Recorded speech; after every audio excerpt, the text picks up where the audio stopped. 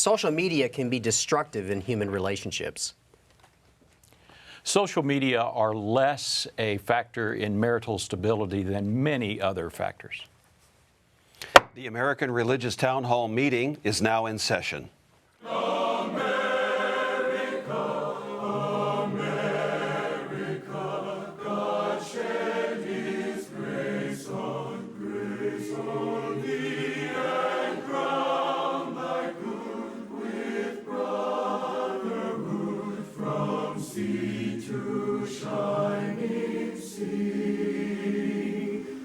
Welcome, friends, to the American Religious Town Hall meeting, where the discussion of religious, political, and social issues is meant to promote the cause of religious freedom and to help us better understand each other. And now, here's your host and moderator, Pastor Jerry Lutz. Well, thank you, Mark, and welcome. We're glad you joined us for another excursion into a discussion we hope you will find very interesting and informative.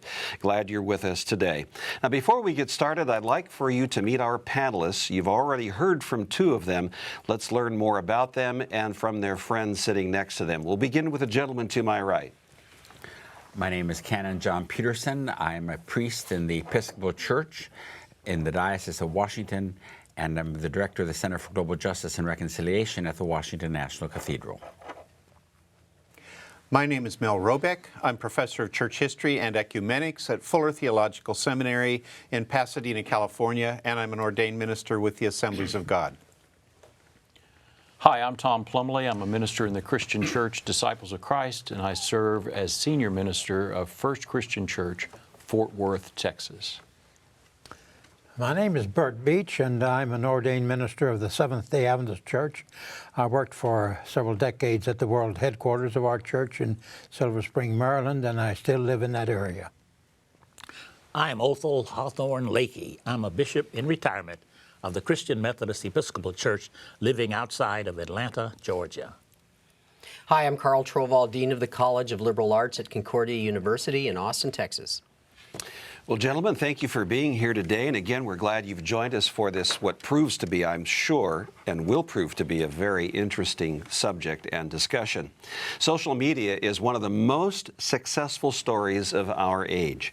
Media websites like Facebook have gone from being mere social networking platforms to global congregations of hundreds of millions of members. In a way, it truly connects people. However, very few understand that it is a two-edged sword. If the social umbrella can bring us together, then it can tear us apart as well. According to a survey conducted by the American Academy of Matrimonial Lawyers, 4 out of 5 attorneys report divorce cases on the basis of written evidence found on social media sites. So while the social platform offers certain benefits, it also creates higher risks of relationship damage. A new study ranks the ways in which social media can cause stress in relationships. The most cited cause of stress was sharing too much information on the profile page. According to Dr. Scott B., a clinical psychologist at the Cleveland Clinic, when social media and social lives intertwine, it creates jealousy in relationships. B went on to say it creates a whole new kind of stress. Another study indicates that people who say they post things on social media sites to improve their image are over 4.5 times more likely than other people to always feel stressed. I'd like for our panelists to consider these 3 questions today. First, is it fair to put the blame on social media for the failure of personal relationships? Next question. What can faith-based communities do to help educate and protect their members from the pitfalls of social media? And finally, how has instant access and instant communication changed the way relationships are formed and maintained? Let's go back now to those who made our opening statements. Let's return then to Dr. Troval. You were first, but please tell us more of your thoughts on this subject. Sure. Honestly, in your moderator's statement, I think the moderator's statement speaks for itself in terms of how it can be destructive for human relationships. Understandably, I think, though, that the human relationships that exist that are being affected by social media. The social media is just one more means by which a relationship is reflected and expressed. And so I don't know that I would put a cause of social media causes them, but it certainly is a factor. A little bit about my own history with social media. I used to have, over 1,500 friends on Facebook, and I had people all over, and I loved it when it first came, and I had every kind of social media. And all of a sudden, I would be getting people who I was friends with, and they'd say something I was really offended by. And I thought, well, that really ticks me off. And all of a sudden, I was getting obsessed with trying to put this person, set them straight. And then all of a sudden, I'm involved in a public discussion, and it's like, why did I even get into this? It's part of the impulsivity of social media. And finally, I started just kind of unfriending those particular people. And then I started realizing I had personal friends who were saying things, close friends in real life, who were saying things that I wasn't really too happy about either.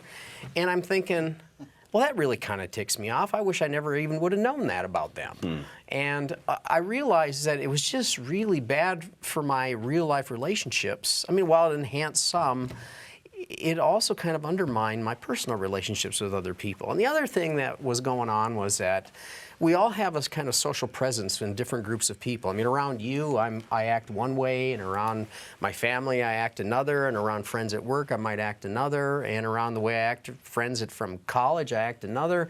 And I realized that all these worlds were colliding, and they're going, who is this Carl? I thought he believed this, and now he's believing this. And I realized it was causing a lot of stress. And finally, it was a time suck. I felt terrible after every time, because I'd be involved in it for a couple hours and then go, what? I just wasted 2 hours. I could have been reading a good book or watching a good TV program and or developing relationships. And I just realized that it was a negative influence on my life. And I said, I'm out of all social media. My media is going to be managed through, email and personal relationships. And I'm happy I made the decision. Very happy. Thank you. Confession is good for the soul, by the way, and thank you. Yeah. I hope I receive your forgiveness. By all means. Across the table, we have Reverend Plumley. You also made an opening statement. If you could also add to that. Thank you. And I think I'm going to drop my email account because I get stuff there that just makes me boil. I block those people. Yeah,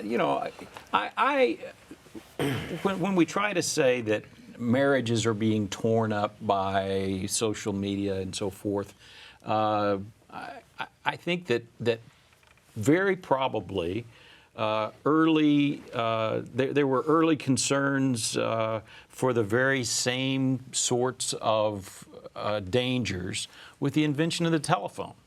And there were probably concerns when the postal system expanded and people were able to write letters to their lovers and get them sent rather easily.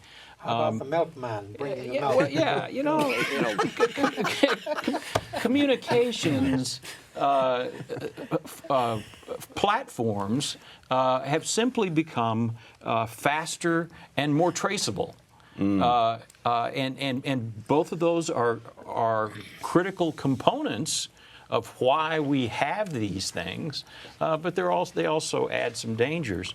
But as far as building and maintaining close, intimate relationships with people, the rules about manners and boundaries and ethics and various cautions are the same, regardless of what form of communication our age possesses. And that's my point. I think, I see people. I don't get on Facebook. I tell folks in my office I get on Facebook about once every 6 months. Actually, I'm doing it more frequently these days because we have a church Facebook account, and I want to see what people are doing on there. But generally, I notice some people just sharing, TMI, too much information, sharing too freely about every little thing that they do, and I think that does pose some problems. But those kind of problems have been there for us. There were also people who spent too much time on the telephone all day. So you're suggesting social media has just made it easier to catch cheaters? Yeah, it's faster and more traceable. Or the cheaters need to become a little more aware of what is going to happen if they continue to use social media in this way. A couple of ways of looking at this. Let's hear what some of the others have to say about this. Let's come down to Bishop Lakey and your position or your observations on the matter. I guess given my age and all, I'm not totally impressed with this social media fad or whatever it is. And this is how I look at it. I remember the story of the three little pigs years ago.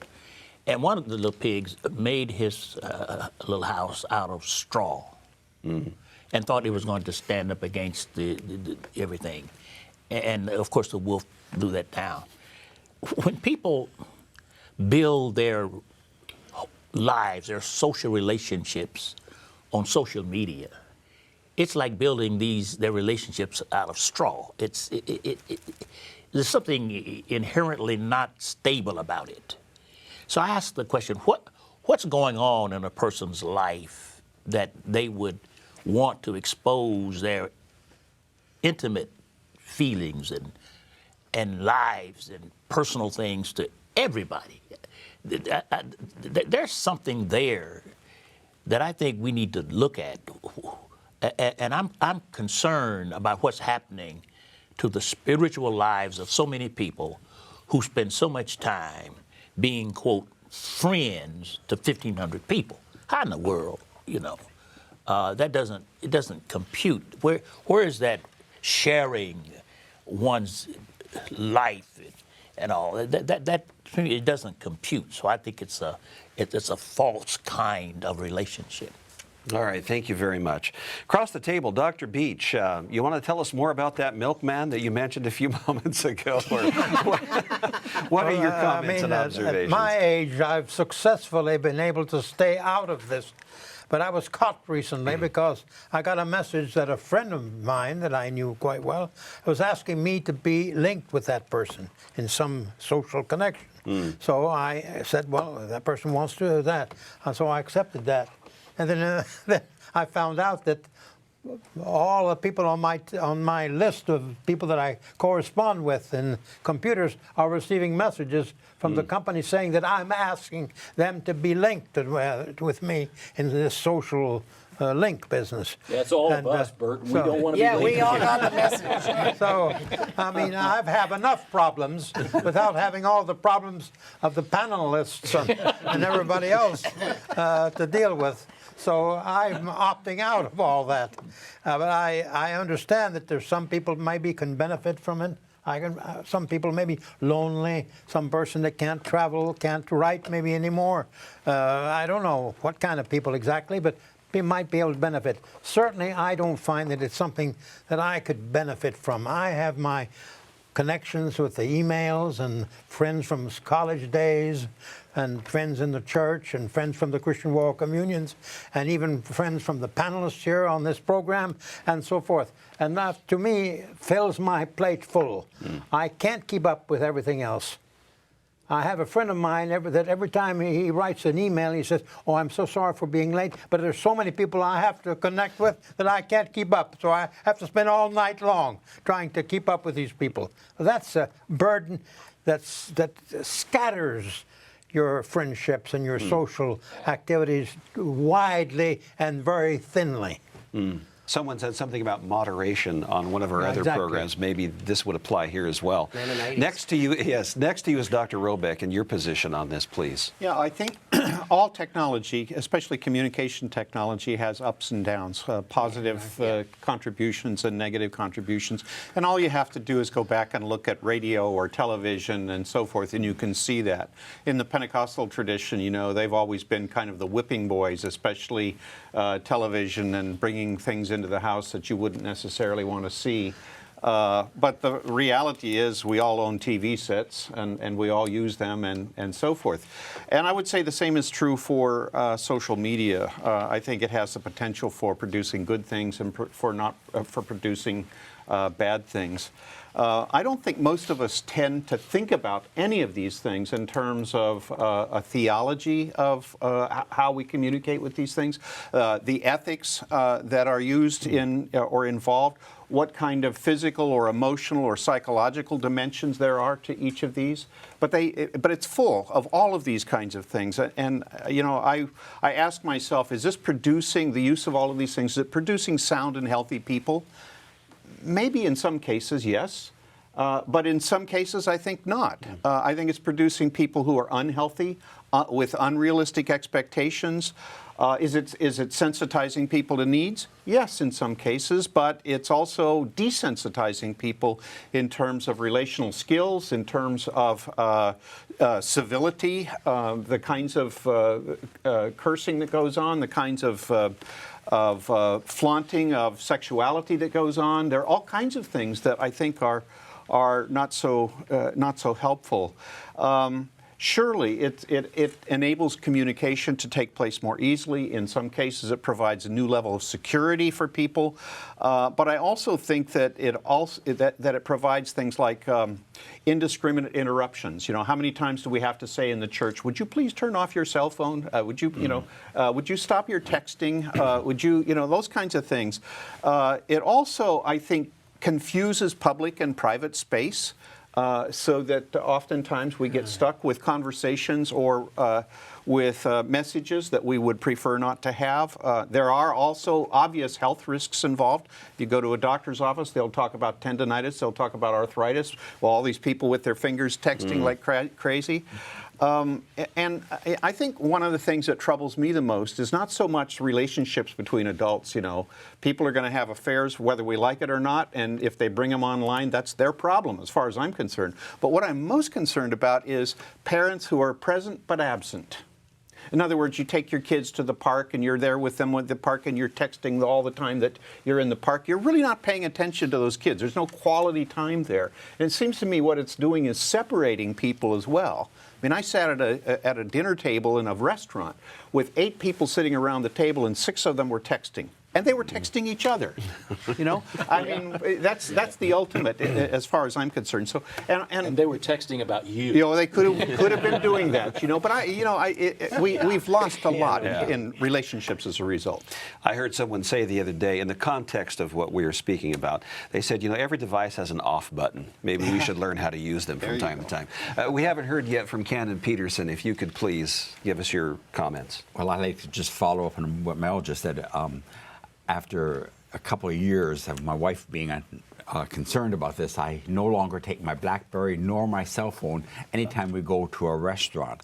And so now I can sit there and say, now, isn't this terrible? Look at the table next to us. They're not talking to each other. Instead, they're on their BlackBerries or whatever. So I was very intrigued when we received this program to do our preparation, quoting Dr. Scott B. From Cleveland Clinic and that very well-known, outstanding center in Ohio. And so I went online to try to find out what Dr. B was speaking about here, particularly when he was speaking about the different stresses that are involved. And I just thought that you all might be interested in what he was thinking about. He was talking about a guy starting a dating relationship, and you find out that the person that you, or a girl who's trying to get to know a guy, and you find out that this guy already has 350 female friends. And Dr. B came to the conclusion that this is the stress about which I am speaking in social media. In the moderator's statement, he argued that social media is a two-edged sword. And I think that that's indeed what the case is. And the question is always, how is it used? I have a friend, a good friend for that matter, who put some very indiscreet material on his Facebook page. And it was at the time in which he was applying for a very good position, I will not mention where, but he did not get the job because employers and human resource people today are going on Facebook and LinkedIn and all these other programs to check out what people are putting on social media pages. And because of this indiscreet material that he had put on about himself and others, friends, he did not get his position. We have about 20 seconds, by the way. Thank you.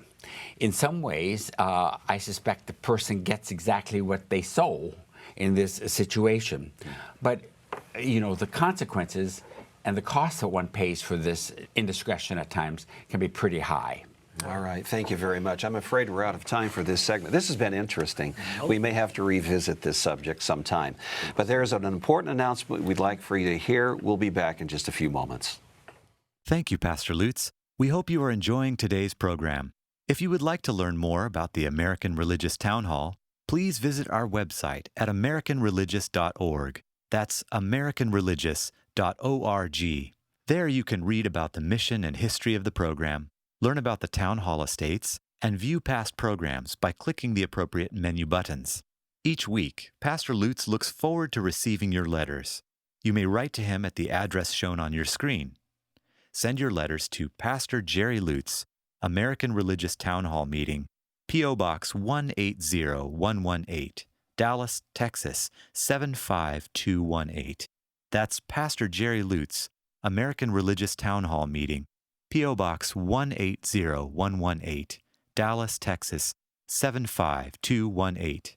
Thank you for writing, and thank you for watching. And now, back to you, Pastor Lutz, and today's closing statements. Thank you, Mark, and welcome back. It occurred to me the other day as I was thinking about the town hall, there are viewers that have been watching this program for over 60 years. And to you, as you're still with us, we are very grateful that you've been faithful all this time. And for the newer viewers, we're glad that you've joined us too. We hope you become one of those longtime watchers and listeners, and tell your friends about us as well. We do appreciate your cards, your letters, and your contributions, as well as your prayers. Now let's go to our summations, and for that, we begin with Canon Peterson. Thank you. I'd like to go back to the two-edged sword. I think it's very important to realize the benefits as well as the problems, the consequences of social media. But I think that we can really blame ourselves for not knowing what the consequences are or the potential dangers.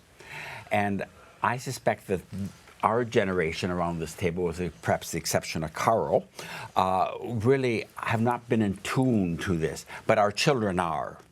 And it will be interesting to see how this progresses over the years when our children are the ones who actually, and see how they are, what type of two-edged sword they're going to face. Thank you very much. Next to you, Reverend Plumley, your summation. Thank you. One of the benefits that I have found in social media is I am able to check up on relationships between members of my congregation that I would not otherwise know about. I have an early warning system for who's about to get into a fight with who, and that sort of thing. But, you know, generally, I think of the commercial about the woman who wakes up at 3 o'clock in the morning and realizes her husband's downstairs talking to somebody on the telephone, and it's really Jake from the insurance company who wears khakis. But it's that communication piece that makes that possible. I just want to say, you know, again, it's faster and it's more traceable now, but the boundaries and the manners and the cautions are still the same. Thank you. I wonder how many of your members just shut down their Facebook sites, by the way. And next to you is Bishop Lakey. Bishop Lakey, your summation, please. I'm afraid that what we call social media makes society less social, because society really is the coming together of personalities, people coming together. And I suspect that this social media is making life so impersonal that human relationships are going to suffer tremendously. Thank you for your observation, summation. Across the table, Dr. Trofall. Yes, in light of that, I was reading, the longer you spend on Facebook, the higher likelihood you believe others are happier. than you are. Because you do read a lot of, I mean, I think what's addictive is you just read about all this exciting stuff that other people are doing, and then you kind of become envious or thinking, what am I doing sitting here just looking at Facebook? But the church has always said, use, not abuse.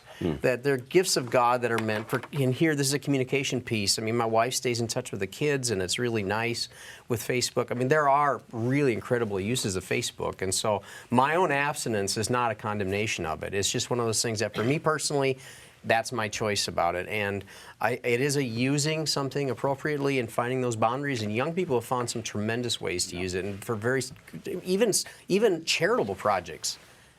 But to not abuse it, and I guess that's just the guideline I'd suggest. Good counsel, good advice. Thank you. Next to you, Dr. Beach, your Yes, summation. I think the moderator's statement about the two-edged sword that Canon Peterson referred to is a very good statement, because this social media business has a good side, but it has also very dangerous aspects to it. Because it's not only social, it's also professional to some extent, information getting on and so forth. And some people try to outdo the others, to give more information, to be more interesting. I want you to know how good, how interesting, how successful I am, and you reveal all kinds of things. And there's all kinds of problems that arise as a result. And I don't want to take more time. We don't have it, but we could talk endlessly about this. Thank you. And then Dr. Robeck, your summation. Yeah, I think that any time that we take some piece of technology and we turn this virtual world into our real world, we're in trouble. I mean, God created a wonderful world around us with a lot of wonderful people, some that we're close to, some that we're not so close to, and it's much better, I think, to be able to interact on a personal level than simply through a machine, no matter how good or how fast it works. Well, thank you very much, gentlemen, and to the viewers who've been watching this program today, thank you for joining us. This has been a very informative and interesting discussion. I'm sure we'll have to come back to it again sometime in the future. The Charter of the American Religious Town Hall provides that Roman Catholics, Protestants, Jews, educators, and others may appear on this program and can declare their beliefs without hesitancy. And the rest of the members of the panel will uphold and guarantee that American right to all who will appear, irrespective of race or creed, so that the rest of the world can see that here in America, we believe in civil and religious freedom, not only in theory, but in reality. So now, friends, until next week at the same time and over this very same channel, the American Religious Town Hall meeting stands adjourned. And may the God of all of us bless all of you.